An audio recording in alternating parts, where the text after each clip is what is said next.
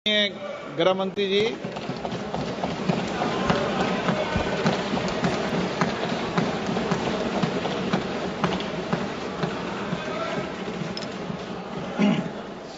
माननीय अध्यक्ष जी, आज जो मेरे साथी मंत्री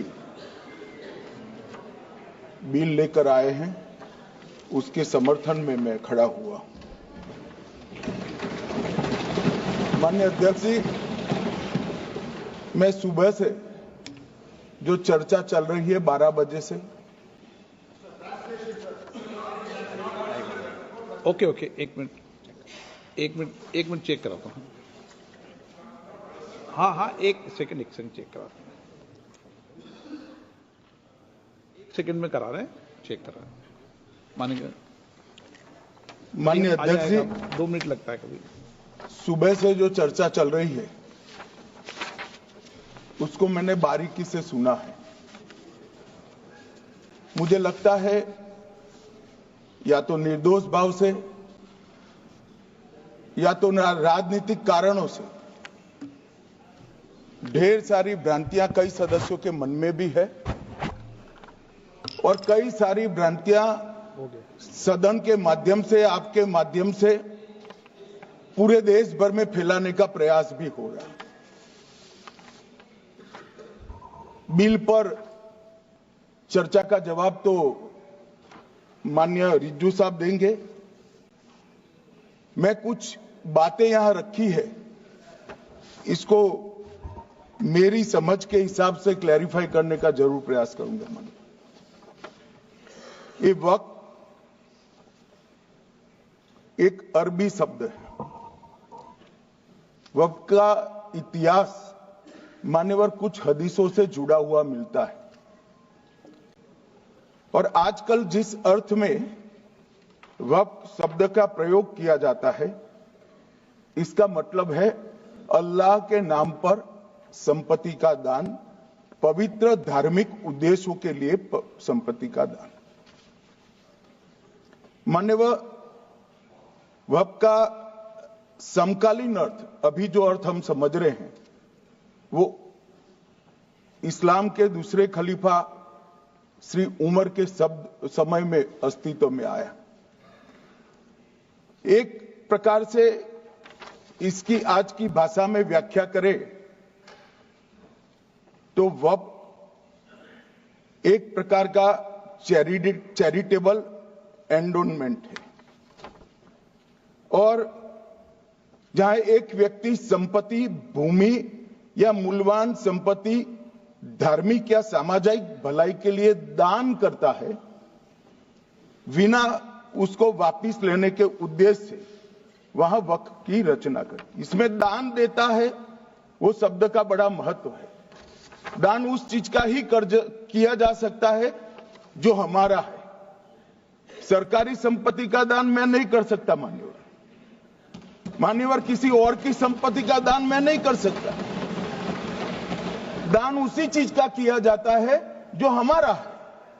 मान्यवर, इसी विषय पर ये सारा जो बहस चल रहा है। भारत का जहां तक सवाल है, दिल्ली में सल्तनत काल के प्रारंभ में मुइज़्ज़ुद्दीन घोरी के समय पर पहली बार वक्फ अस्तित्व में आया। अंग्रेजों के जमाने में 1863 के धार्मिक दान अधिनियम से चलता था। बाद में चैरिटेबल प्रॉपर्टीज एक्ट 1890 से चला। उसके बाद 1913 में मुसलमान वक्फ वैलिडेटिंग एक्ट अस्तित्व में आया। तब तक ये सारी प्रक्रियाएं चैरिटेबल एक्ट के तहत चलती थी। मान्यवर, आजादी के बाद वही एक्ट को 1954 में वक्फ के केंद्रीकरण के लिए बदला गया। 95 में वक्फ न्याय अधिकरण और वक्फ बोर्डों की स्थापना की। अब ध्यान से सुनिएगा मान्यवर, वक्फ परिषद और वक्फ बोर्ड ये 1995 से आए। ये पूरा झगड़ा जो चल रहा है, आपने नॉन हिंदू को रख दिया और नॉन मुस्लिम को रख दिया, गैर मुस्लिम को रखा। वो झगड़ा वक्फ में दखल करने का है। पहले तो वक्फ में कोई गैर इस्लामिक सदस्य आएगा ही नहीं, ये स्पष्टता समझ लीजिए। ना मुतवल्ली गैर इस्लामिक होगा, ना वाकिफ गैर इस्लामिक होगा। मान्यवर, वहां कोई प्रोविजन नहीं है। जो धार्मिक संस्थाओं का संचालन करते हैं उसमें कोई गैर मुस्लिम व्यक्ति रखने का प्रावधान किया भी नहीं है, हम करना भी नहीं चाहते हैं मान्यवर। इसलिए जो बड़े बड़े भाषण करते हैं कि समानता का अधिकार चला गया, दो धर्मों के बीच में समानता नहीं रही, मुसलमानों के धार्मिक अधिकारों के बीच में दखल खड़ी हो जाएगी, कुछ नहीं होने वाला मान्यवर। इस दृष्टि से देखें तो 1995 तक वक्फ की काउंसिल और वक्फ बोर्ड था ही नहीं, वो तो 95 से आया। और मान्यवर, ये जो भ्रम खड़ा किया जाता है कि ये एक मुस्लिम भाइयों के धार्मिक क्रियाकलापों के अंदर, उनके दान की हुई संपत्ति के अंदर दखल करने का है, ये बहुत बड़ी भ्रांति फैलाकर माइनॉरिटी को डराकर अपनी वोट बैंक खड़ी करने के लिए किया जा रहा है मान्यवर। कहां पर गैर मुस्लिम सदस्य रखे जाएंगे? परिषद में और वक्फ बोर्ड में। उसका काम क्या है? उनका काम धार्मिक क्रियाकलापों को कुछ चलाने का नहीं है।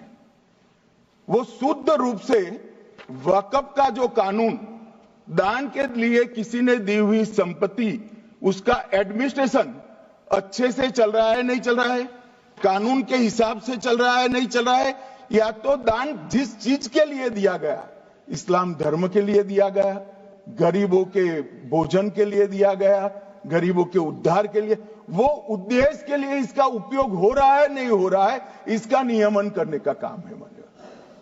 अब मैं इसको मान्यवर बाकी सारे धर्मों के साथ कंपैरिजन करते हैं और कहते हैं दखल किया है, मैं उसको स्पष्ट करना चाहता हूं। मान्यवर, वक्फ जो है वो हमारे यहां ट्रस्ट एक्ट है, इसमें ट्रस्ट है। तो ट्रस्ट के अंदर जो ट्रस्ट को बनाते हैं वो ट्रस्टी होते हैं और एक मैनेजिंग ट्रस्टी होते हैं। वक्फ में वाकिफ होता है, वक्फ होता है और मुतवल्ली होता है। ये सारे इस्लाम के अनुयायी हैं।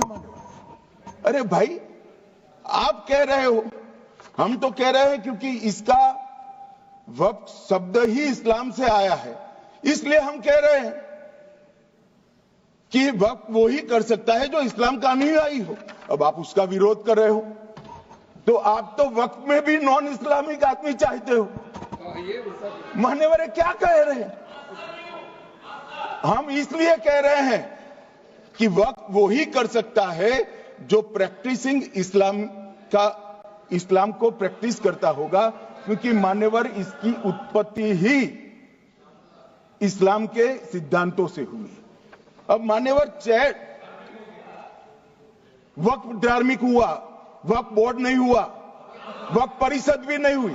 अरे सुनो भाई, मान्यवर, ट्रस्ट के अंदर ट्रस्टी जो होते हैं, जो चर्च होगा तो क्रिश्चियन होंगे, पारसी भी होंगे, पारसी के लिए वो ट्रस्ट होगा, तो हिंदू होगा तो वो हिंदू के लिए।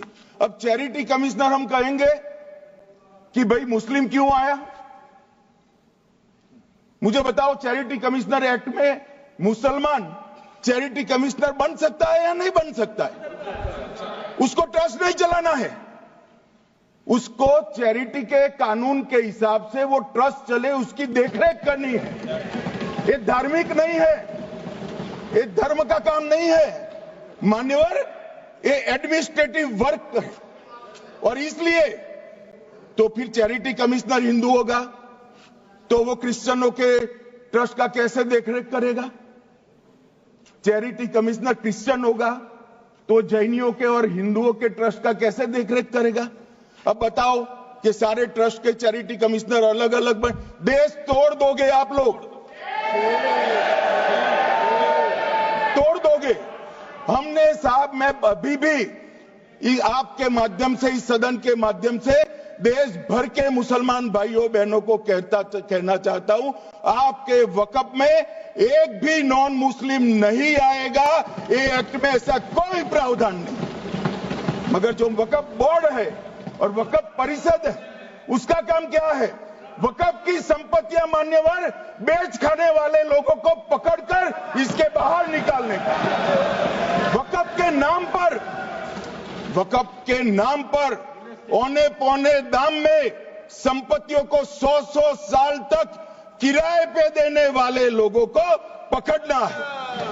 वक्फ का जो पैसा होता है, इनकम जो गिरती जा रही है, जिसके माध्यम से माइनॉरिटी का विकास करना है, माइनॉरिटी को आगे बढ़ाना है, इस्लाम धर्म की सारी धार्मिक संस्थाओं को पुख्ता करना है। ये पैसा जो चोरी होता है ना, उसको पकड़ने का काम वक्फ बोर्ड, वक्फ परिषद करे। और मान्यवर, वो चाहते हैं कि इनके राज में जो मिलीभगत चली वो चलती रहे। ये नहीं चलेगी, ये नहीं चलेगी। और मान्यवर, मैं आज आपको बताना चाहता हूं क्या स्थिति हुई है। मान्यवर, सबने कहा, रिपीटेशन भी होगा, परंतु मैं कहना चाहता हूं मान्यवर कि वक्फ के 2013 में जो अमेंडमेंट्स आए, अब बिल किरण भाई का है, मगर मैं कह सकता हूं कि वक्फ का 2013 का अमेंडमेंट न किया होता तो ये बिल लाने की शायद जरूरत न पड़ती। सब कुछ अच्छा चलता था। 14 में चुनाव आने वाला था, 13 में रातों रात तुष्टीकरण करने के लिए वक्फ कानून को एक्सट्रीम बना दिया गया। और मान्यवर, इसके कारण क्या हुआ? इसके कारण दिल्ली लुटियन की 123 वीवीआईपी संपत्ति कांग्रेस सरकार ने जब चुनाव मुहाने पर थे, 25 दिन दूर था, वक्फ को देने का काम कर दिया। दिल्ली वक्फ बोर्ड ने उत्तरी रेलवे की भूमि वक्फ के नाम घोषित कर दी। हिमाचल में वक्फ की संपत्ति बताकर उस पर अवैध मस्जिद बनाने का काम किया। 250 हेक्टेयर क्षेत्रफल वाले 12 गांव पर वक्फ का स्वामित्व हो गया तब तमिलनाडु में। और मान्यवर, तमिलनाडु के 1500 साल पुराने तिरुचेंदुरई मंदिर की 400 एकड़ भूमि को वक्फ की संपत्ति घोषित कर। ये जब मंदिर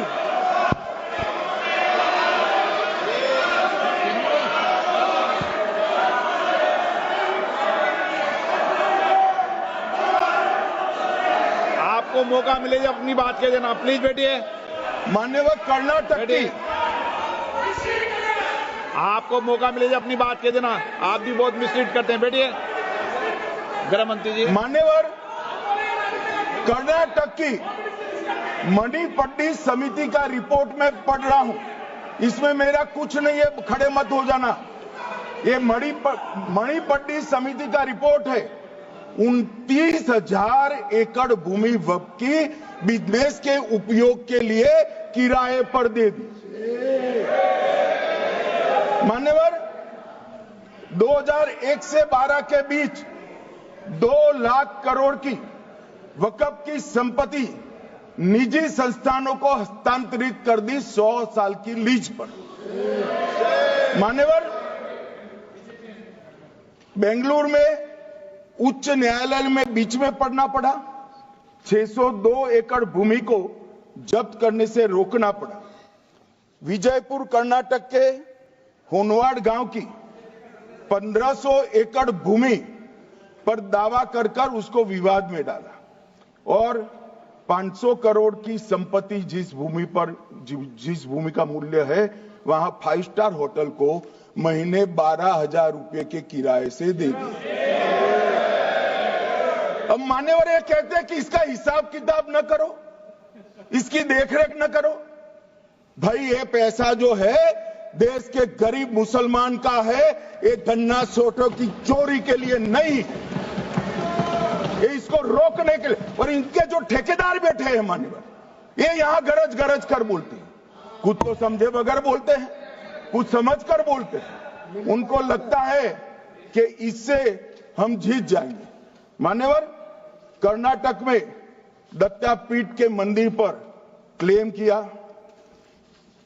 तालीपरंबा 75 साल पुराने एक दावे के आधार पर 600 एकड़ जमीन का दावा किया और ईसाई समुदाय की भी ढेर सारी जमीनों पर कब्जा कर लिया गया। मान्यवर, आज देश के कई गणमान्य चर्च और चर्च के समूह वक्फ बिल का समर्थन कर रहे हैं। उनको लगता है कि इसका विरोध कर हम मुस्लिम भाइयों की सिंपैथी जीतकर अपनी वोट बैंक पक्का करेंगे।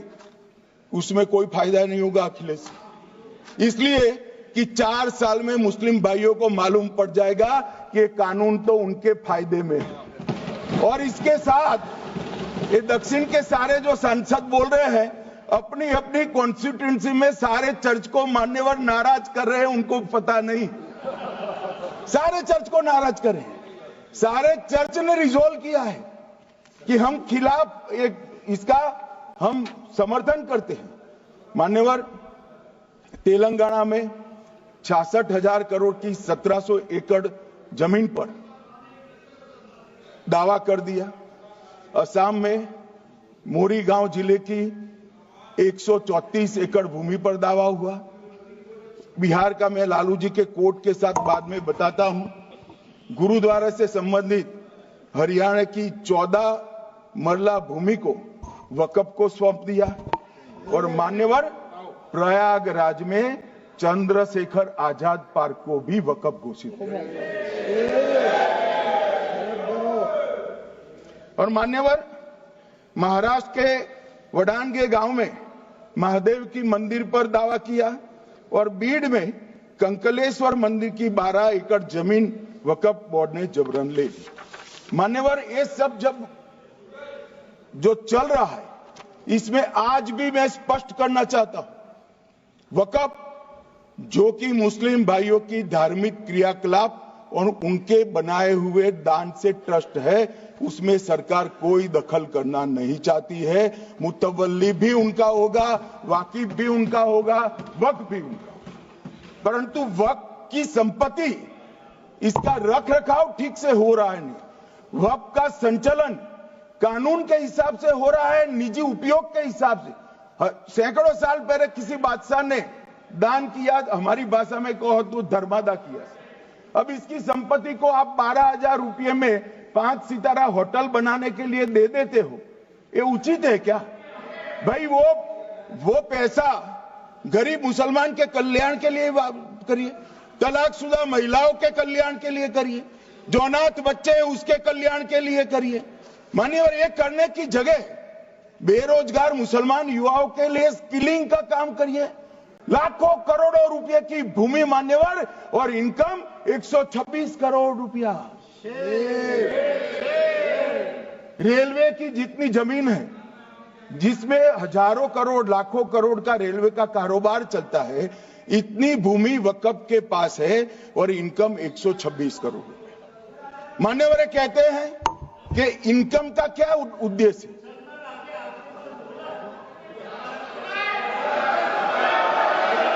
बैठ जाओ।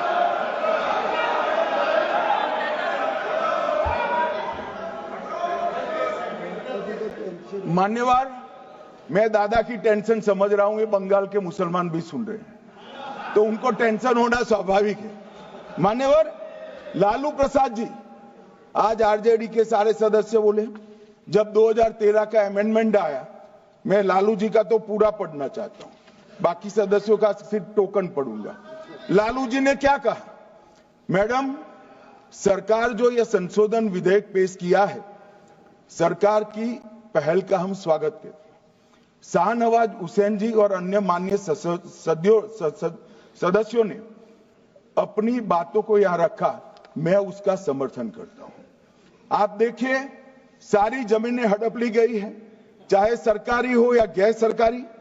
वक्फ बोर्ड में जो काम करने वाले लोग हैं उनके द्वारा सारी प्राइम लैंड को बेच दिया गया है। पटना में ही डाक बंगले की जितनी प्रॉपर्टी थी सब पर अपार्टमेंट बन गए। इस तरह की काफी लूट खसोट हुई है। हम संशोधन विधेयक तो आपको अंत में लाए हैं, समर्थन करते हैं, लेकिन मैं चाहता हूं कि भविष्य में आप कड़ा कानून लाइए और ये जो चोरी करने वाले लोग हो उनको जेल की सलाखों के पीछे डालिए। अब साहब लालू प्रसाद की इच्छा इन्होंने तो पूरी नहीं की, नरेंद्र मोदी जी ने पूरी कर दी। ये लालू जी ने कहा था एक कड़ा कानून लाइए। मान्यवर शरीफुद्दीन शरीफ उन्होंने कहा मंत्री जी समझते हैं कि शायद इससे मुसलमानों का वोट मिल जाएगा, लिहाजा मुसलमान लोगों ने भी खुद ही तबाही मचाई है, इसलिए मैं गुजारिश करूंगा कि इसके लिए आप सख्त कानून बनाइए, उनके हाथों में हथकड़ियां पहनाइए और जो उनके कब्जे किए हैं वो जमीनों बेचकर गरीब और तलाकशुदा मुस्लिम बहनों का कल्याण करिए। इसके बाद श्री हमीदुल्लाह सैयद लक्षद्वीप से थे, उनका भी इसी टोन का भाषण है।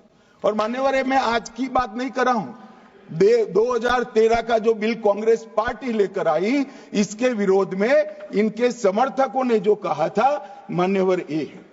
और क्या होगा भाई इससे?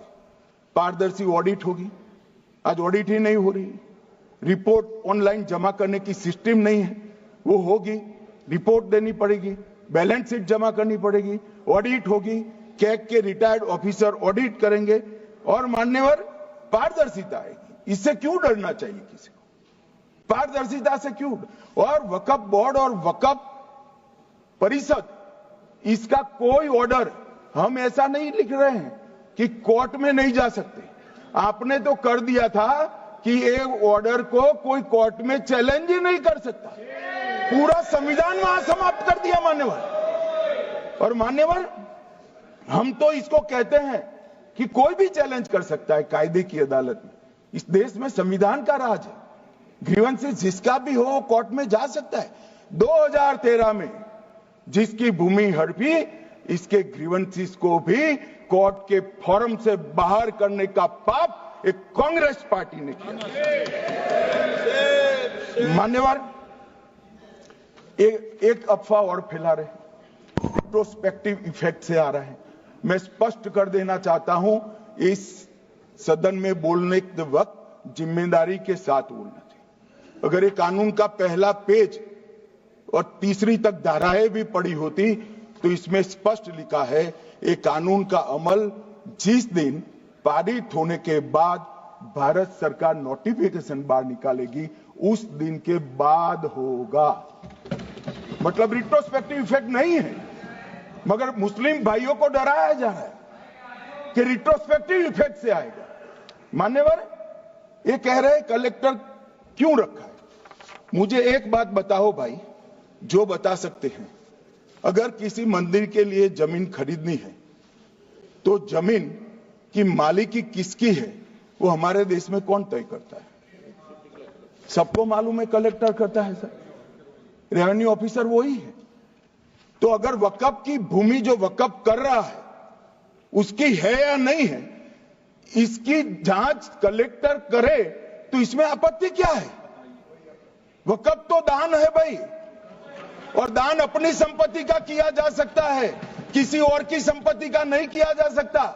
गांव में कोई बेचारा अमेरिका गया है 4 महीने पढ़ने के लिए, घूमने के लिए, आता है तो कि वक्फ घोषित हो गया। कोई कारोबार करने के लिए दिल्ली आया, आता है तो कि वक्फ घोषित हो गया। अरे ऐसे नहीं होता भाई, कलेक्टर को पूछना पड़ेगा सरकारी संपत्ति है या नहीं है, इसकी जांच करनी चाहिए या नहीं करनी चाहिए। ढेर सारे मंदिर बनते हैं, बने भी है, बनेंगे भी, ढेर सारे चर्च बने हैं, गुरुद्वारे बने हैं, सरकारी संपत्ति पर बन सकते हैं क्या? नहीं बन सकते मान्यवर।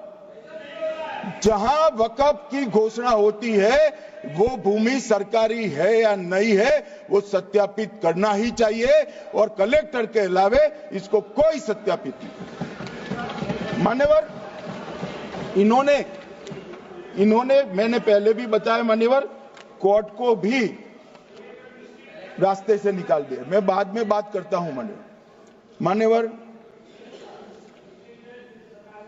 ये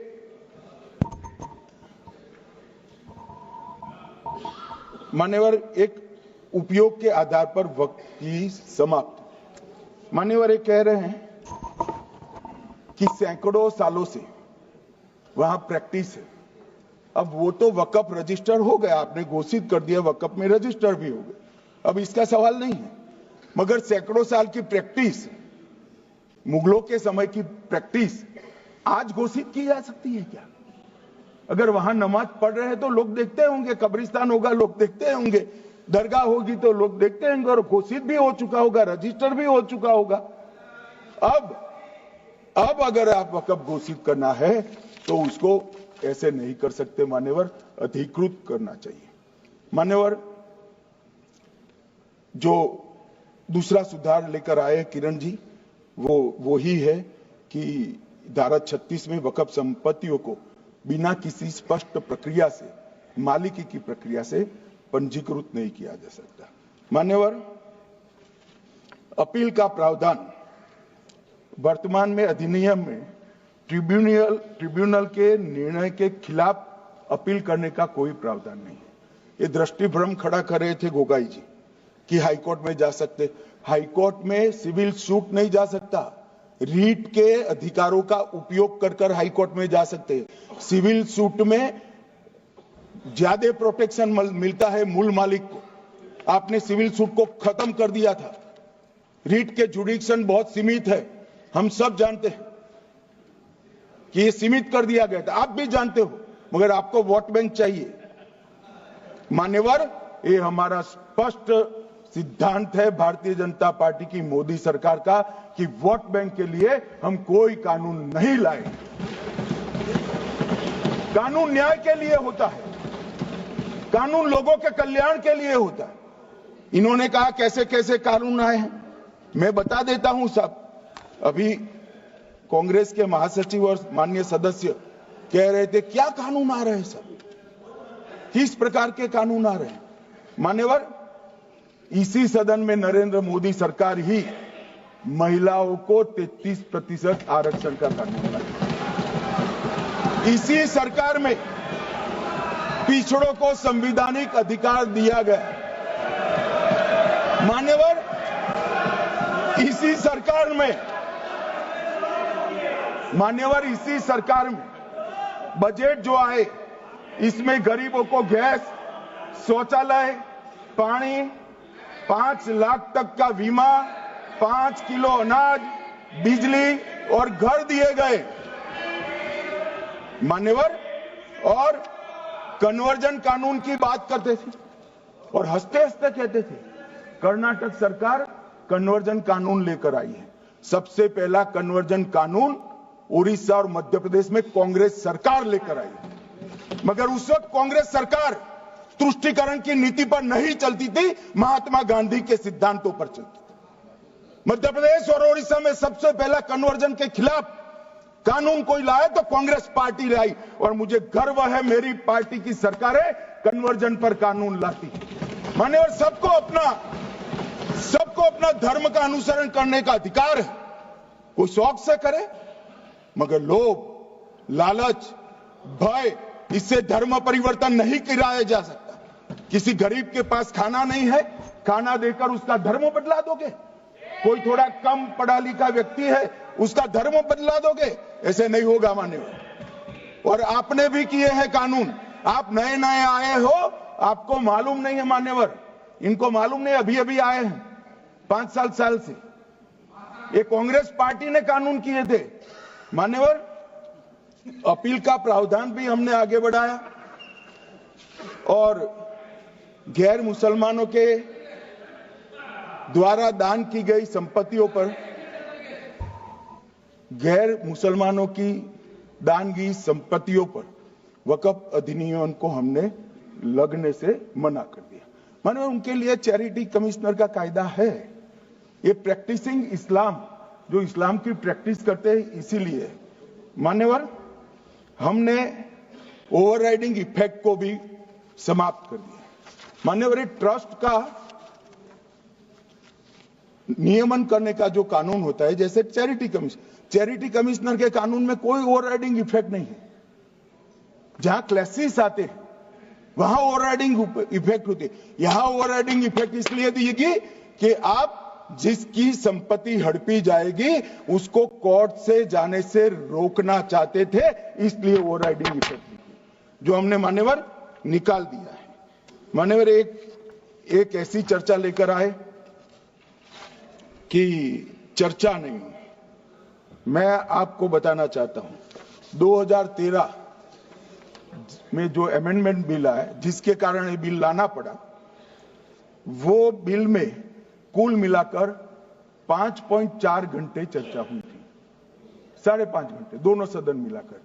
और इस बिल में दोनों सदन मिलाकर 16 घंटे चर्चा हो रही है मान्यवर, 16 घंटे। इसके अलावा हमने डिमांड किया समिति बनाओ, समिति भी बनाई, 38 मीटिंगें हुई, 113 घंटे चर्चा हुई, 284 हितधारक बनाए गए, वक्फ बोर्डों की संख्या जो उपस्थित वक्फ बोर्ड भी हुए राज्यों के 25 हुए, राज्य सरकार के प्रतिनिधि 15 राज्य सरकारों के आए, सांसद 8 हुए, विधायक विधान परिषद 7 हुए और अध्ययन दौरे 3 किए गए और अल्पसंख्यक आयोगों को भी 5 बुलाया गया।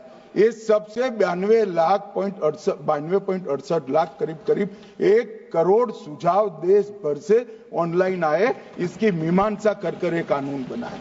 आप ऐसे इसको खारिज नहीं कर सकते हो पूरी प्रक्रिया को। आप जो कर रहे हैं 5.5 घंटे की प्रक्रिया, ये बहुत लोकतांत्रिक प्रक्रिया है और हम 16 घंटे चर्चा करते हैं कि चर्चा आपके अनुरूप चर्चा नहीं हो सकती। ये सदन में हर सदस्य बोलने के लिए स्वतंत्र है, कोई परिवार की यहां चलती नहीं है। ये तो जनता के नुमाइंदे हैं, किसी की कृपा से नहीं आए हैं। मान्यवर, वो जो दिल में है, जो जनता की आवाज है, वो रखेंगे। मान्यवर, एक सदस्य द्वारा कहा गया कि ये मिसलीडिंग है कि पुराने कानून में 2013 के जो अमेंडमेंट्स थे उसमें अपील का प्रोविजन था। अब मैं कहना चाहता हूं 83(9) उसमें अधिकरण द्वारा किए गए किसी भी विनिश्चय का आदेश विरुद्ध, चाहे वो अंतरिम हो या फाइनल, इस पर अपील नहीं हो सकती। इसका मतलब अपील का प्रोविजन आपने रखा ही नहीं था। सिविल न्यायालय, राजस्व कोर्ट और अन्य प्राधिकरण उसके अधिकार क्षेत्र पर भी प्रतिबंध लगा दिया और सरकारी अधिसूचना जो बाद में वक्फ बोर्ड और वक्फ परिषद के एडवाइस से होगी, इसको भी कोई चुनौती नहीं दे सकता। मान्यवर, मुझे ये बताओ कि अभी अभी फैशन है संविधान लहराने की। ये संविधान के हिसाब से सरकार का या किसी भी निजी संस्था का कोई भी फैसला मान्यवर कायदे की कोर्ट से बाहर कैसे हो सकता है? कोई भी फैसला हो, ये देश की अदालत वो फैसले तक रुचि नहीं रखेगी। नागरिक ग्रीवेंसेस लेकर कहां जाएंगे? जिसकी भूमि हड़प कर ली गई वो कहां जाएगा? ऐसा नहीं चलेगा। आपकी वोट बैंक के लिए आपने किया था, हम खारिज कर रहे हैं, हम खारिज कर रहे हैं। ऐसा नहीं चलेगा। अदालत में जाइए, जिसको ग्रीवेंसेस है आइदर और साइड से, और अदालत न्याय करेगी। न्याय के लिए तो अदालतें बनी है। और मान्यवर, यहां एक सदस्य ने कह दिया माइनॉरिटी इस कानून को स्वीकार नहीं करेगी। क्या धमकाना चाहते हो भाई? संसद का कानून है, सबको स्वीकार करना पड़ेगा। स्वीकार नहीं करेंगे मतलब क्या है? कैसे बोल सकते हैं कोई? हम कानून को स्वीकार नहीं करेंगे। एक कानून भारत सरकार का है, हर एक पर बंधन करता होगा और इसको स्वीकार करना पड़ेगा। मान्यवर, ये हमने तो खैर वक्फ को छेड़खानी नहीं की। वक्फ बोर्ड और वक्फ परिषद के अंदर बदलाव किया है, मगर वक्फ के लिए भी क्या क्या जजमेंट आए। सैयद फजल पुकोया थंगल बनाम भारत संघ 10/11/28 को केरल उच्च न्यायालय ने उन्होंने कहा वक्फ बोर्ड एक स्टैट्यूटरी बॉडी है, यह मुस्लिम समुदाय का प्रतिनिधि निकाय नहीं है। इसका फंक्शनिंग मान्यवर एडमिनिस्ट्रेटिव है। धार्मिक क्रियाकलापों को तो वक्फ ने करना है, चाहे कब्रिस्तान हो, चाहे दरगाह हो, चाहे मस्जिद हो, चाहे चैरिटी का काम, वो वक्फ बोर्ड को नहीं करना है भाई। ये केरल हाईकोर्ट ने किया, इलाहाबाद हाईकोर्ट ने भी, उसने तो मुतवल्ली तक भी कहा है, मगर हम मुतवल्ली तो जो धर्म का है वही रखेंगे।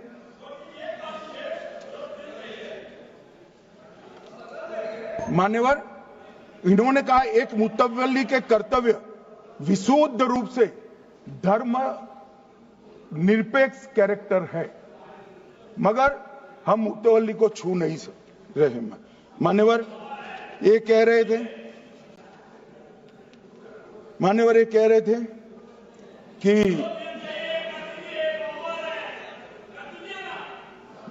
मान्यवर ये कह रहे थे कि कोई गड़बड़ियां नहीं हुई। मान्यवर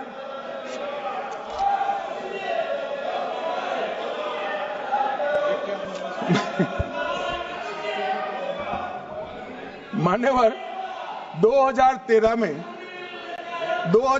में अन्यायी कानून आया। भाई करने थोड़ा शांत हो जाइए। ये 26 के कारण डरे हुए हैं और कुछ कारण नहीं। चुनाव जो है ना अक्टूबर में, 25 में जो चुनाव है इसके कारण डरे। मान्यवर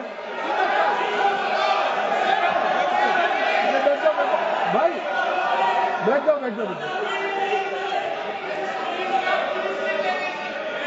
मान्यवर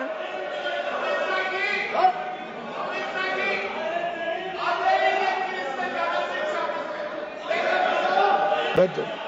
बंगाल में आकर कहूंगा ये राजनीतिक हिसाब किताब का अखाड़ा नहीं है, छाती पर ठोक कर कहूंगा ज्यादा सिखाएंगे।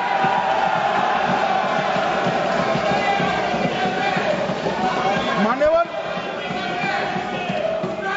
2013 के, अरे बैठ जाओ वकील साहब बैठ जाइए।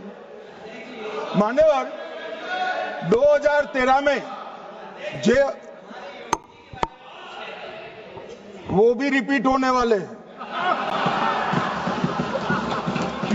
मान्यवर 2013 में बैठ जाओ। मान्यवर 1913 से लेकर 2013 तक 1913 से 2013 तक वक्फ बोर्ड का कुल एकड़ में भूमि सब वक्फ का मिलाकर 18 लाख एकड़ था। मेरी विनंती है सभी सदस्य इसको ध्यान से सुनिए। 1913 से 2013 तक 18 लाख एकड़ और 13 से 25 तक एक कानून बनने का परिणाम क्या आया और नई 21 लाख एकड़ भूमि बढ़ गई। अब मान्यवर 39 लाख एकड़ जो भूमि है उसमें 21 लाख एकड़ 13 के बाद है। अब ये कह रहे हैं कि इसका दुरुपयोग नहीं हो रहा है मान्यवर। और लीज पर दी गई संपत्तियां 20,000 थी और 25 में रिकॉर्ड के हिसाब से, हो सकता है गलत भी हो सकता है, रिकॉर्ड्स के हिसाब से शून्य हो गई। तो मान्यवर संपत्तियां कहां गई? मान्यवर बेच दी गई। किसकी संपत्ति से, किसकी परमिशन से बेचा? मान्यवर मैंने पहले ही कह दिया कि केरल और देश भर के Catholic bishop council, Catholic bishop conference of India, Catholic Congress Kerala, भारतीय कैथोलिक धर्मगुरुओं की महासभा, केरल चर्चों की संयुक्त परिषद, कैथोलिक कांग्रेस केरला, ये सब ने इस बिल का समर्थन करा है और कहा है अन्यायी 2013 का सुधार। हम अकेले नहीं कह रहे मान्यवर। और मान्यवर, इसी एक्ट में हमने एक बात कही कि जो योगदान था वक्फ बोर्ड का वो 7% से घटाकर 5% कर दिया। मान्यवर, अब ये जो कह रहे हैं ये मुसलमान भाइयों के हित में कह रहे हैं जिसका विरोध कर रहे हैं या अहित में? अगर 7 से 5% हमने कम किया तो कहां जाएगा? वो वक्फ में रहेगा। वक्फ बोर्ड का कम किया है। जो मस्जिद चल रही है उसको हमने 2% बढ़ाया है। ये उल्टा समझ रहे हैं मान्यवर। ये बिल जमीनों की सुरक्षा प्रदान करेगी मान्यवर। किसी की जमीन अब घोषणा मात्र से वक्फ नहीं बनेगी, उसको प्रोटेक्शन मान्यवर। पुरातत्व विभाग और एएसआई की जमीन को हम सुरक्षा देंगे। आदिवासी भाइयों की शेड्यूल 5 और शेड्यूल 6 की जो जमीन है वो सुरक्षित हो जाएगी। निजी संपत्ति जो आम नागरिकों की है वो भी सुरक्षित हो जाएगी। और वक्फ करने के लिए स्वामित्व को दान तो साहब अपनी संपत्ति का ही कर सकते हैं, गांव की संपत्ति का दान नहीं कर सकते। तो वक्फ निजी संपत्ति से ही स्वामित्व के बगैर नहीं हो पाएगा। इसमें पारदर्शिता लाने के लिए सूचना की प्रक्रिया को दाखिल किया गया है।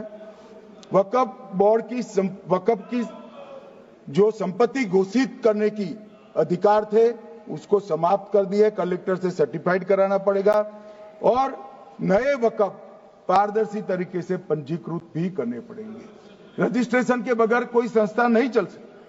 और मुस्लिम ट्रस्ट अब तक के जो है उसको हमने इस जो माफ करना, कई सारे ऐसे मुसलमान भाई हैं जो वक्फ के कानून को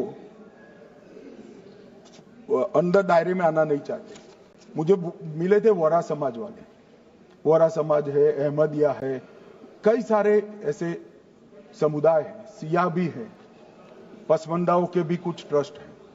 वो सभी को मैं एक आनंद का समाचार देना चाहता हूं, अब मुसलमान भी ट्रस्ट एक्ट के अंदर अपना ट्रस्ट रजिस्टर करा सकता है। इसके लिए कंपलसरी नहीं है कि वो वक्फ के कानून में भी जाए, चैरिटी कमिश्नर एक्ट के तहत वो करने वाला है। मान्यवर, भूमि के रिकॉर्ड का कार्यालय होगा, समाचार पत्र और क्षेत्रीय भाषाओं में इसकी एडवर्टाइज दी जाएगी।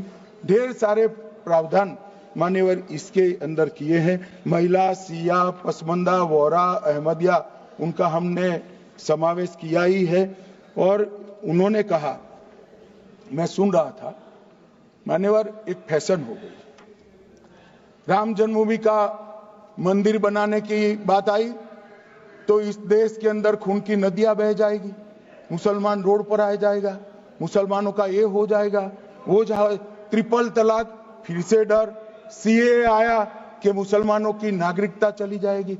जिन जिन ने भाषण किया है, एक मुसलमान की नागरिकता गई है तो बता दो। मुसलमान भी जानता है। और मैं तो आपके माध्यम से देश के मुसलमानों को अपील करना चाहता हूं मान्यवर, मैंने बहुत झेला है। ये कहते थे कि सीए कानून मुसलमानों की नागरिकता लेने 2 साल हो गए, एक भी मुसलमान की नागरिकता गई है तो सदन के पटल पर रखी। कितना झूठ फैलाया इन्होंने। मान्यवर, धारा 370 हटाई। ये कह रहे थे मुसलमानों का ये हो जाएगा, वो हो जाएगा। फिर से उमर अब्दुल्ला जीत कर आज शासन कर रहे हैं। आतंकवाद समाप्त हो गया, विकास शुरू हो गया, पर्यटन बढ़ गया। मान्यवर, एक कांग्रेस पार्टी और उसके साथियों ने मुसलमान भाइयों को डरा डरा कर अपनी वोट बैंक खड़ी करने का काम किया। हम नहीं डरा रहे मुसलमान मुसलमानों को? आप डरा रहे हो भाई, आप कह रहे हो ये हो जाएगा। मैं कहता हूं इस देश के नागरिक को किसी भी धर्म का हो कोई आंच नहीं आएगी मान्यवर। ये नरेंद्र मोदी सरकार का सरकार। मान्यवर,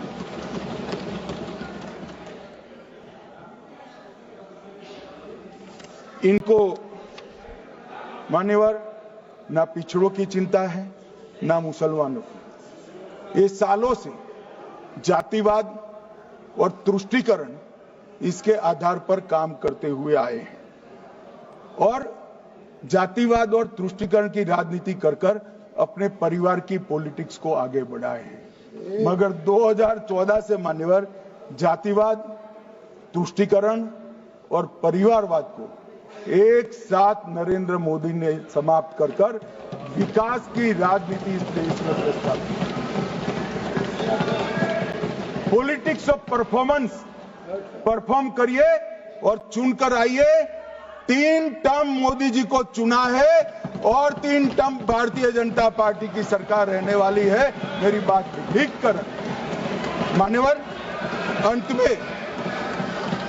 अंत में मैं किरण जी को बहुत बहुत बधाई देना चाहता हूं कि बहुत अभ्यास कर सारे दूषणों को निकालकर वक्फ कानून को शुद्ध, पारदर्शी और उद्देश्यों को समर्पित बनाने का काम रिज्जू साहब लेकर आए हैं। मैं इसका समर्थन करता हूं। ईटी मोहम्मद बशीर, आप कुछ बोलना चाहते थे? छोड़िए, गृह मंत्री जी ने विषय रख दिया। मेरा नाम सर माननीय वेणुगोपाल जी ने लिया था और सर मैंने बड़ा स्पष्टता से सर कह दिया था। ईटी मोहम्मद बशीर बाद में करो। ईटी मोहम्मद बशीर छोड़िए। ईटी मोहम्मद